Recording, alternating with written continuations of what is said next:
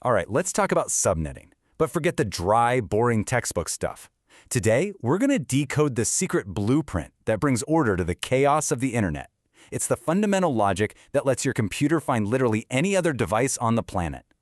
I mean, have you ever really stopped to think about it? You click send on an email, or you hit play on a video, and poof, out of billions and billions of devices, your data just finds its way. So what's the magic here? What's the very first decision your computer has to make to get that ball rolling? Well, it all comes down to a really simple analogy. Your computer thinks of the internet just like a big city. You've got streets, which are the networks, and then you've got all the houses on those streets. And those are the individual devices, your laptop, your phone, everything. And the logic here? It's just as simple. If your computer needs to send a message to a house on its own street, well, it just delivers it directly. Easy peasy. But what if the address is on a completely different street, across town? It's not going to run all over the city by itself, right? Nope. It just drops the message off at the local post box. That's your default gateway, and lets the postal service, the router, figure out the rest.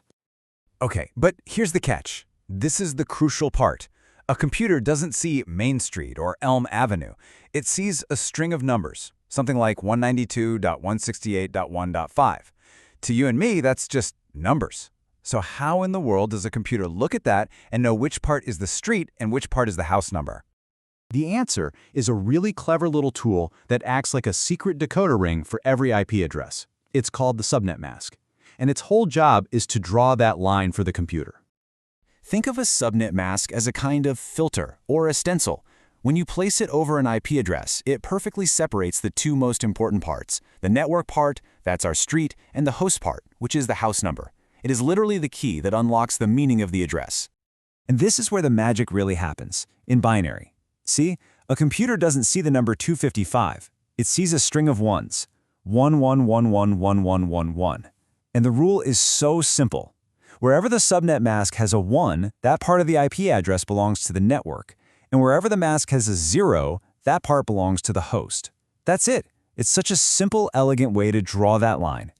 So the computer's entire decision-making process is this. It takes the destination IP, applies the subnet mask, and gets the network ID, the street name. Then it just asks, hey, is that the same street I'm on? If the answer is yes, fantastic. It delivers the packet itself. If the answer is no, it's off to the gateway it goes, simple as that.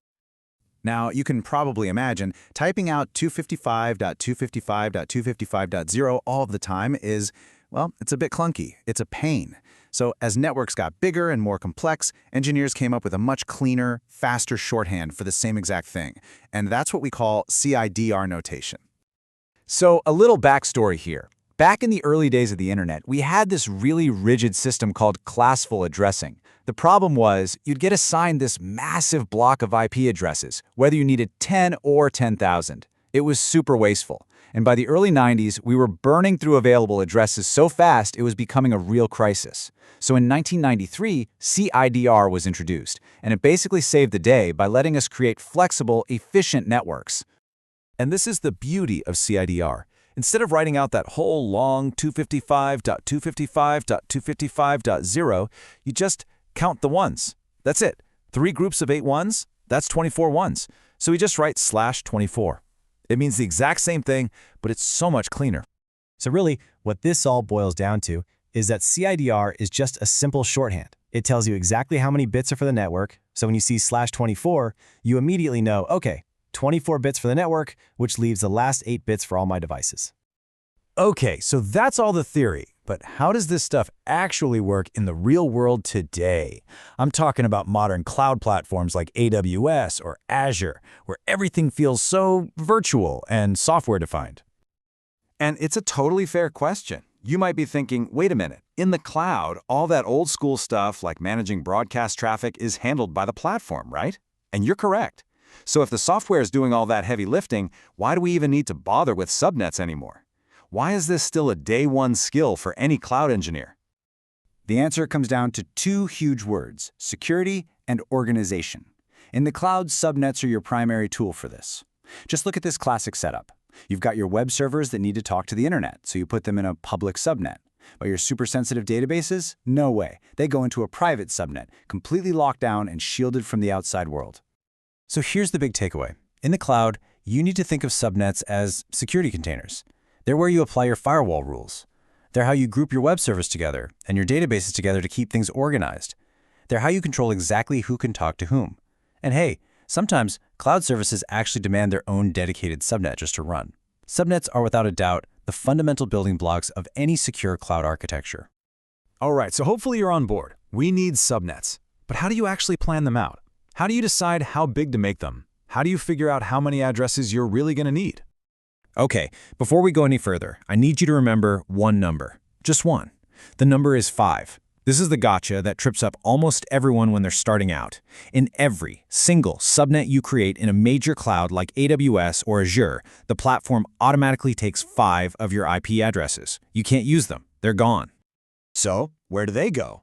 Well, 2 of them are reserved by the IP protocol itself. That's the very first address, the network address, and the very last one, the broadcast address. The other 3 are taken by the cloud provider, 1 for the router or the gateway, and 2 more for their internal DNS magic. So always remember, your usable addresses are the total minus 5. Okay, once you know that -5 rule, planning is actually a super simple 4-step recipe. Step 1, count how many devices you need addresses for, and add a little extra for future growth. Step 2, add 5 to that number for those reserved addresses. Step 3, find the next power of 2 that's big enough to fit your total. For example, if you need 13 addresses, the next power of 2 is 16. And since 16 is 2 to the power of 4, that means you need 4 host bits. And finally, step 4, just subtract those host bits from 32. So 32 minus 4 gives you a /28. That's it. That's the formula to nail it every single time. So you see, a subnet mask, it's not just some random technical setting. It's the blueprint. It's what transforms a potential mess of numbers into a clean, orderly, and secure digital city. And now that you have that blueprint, how are you going to build yours?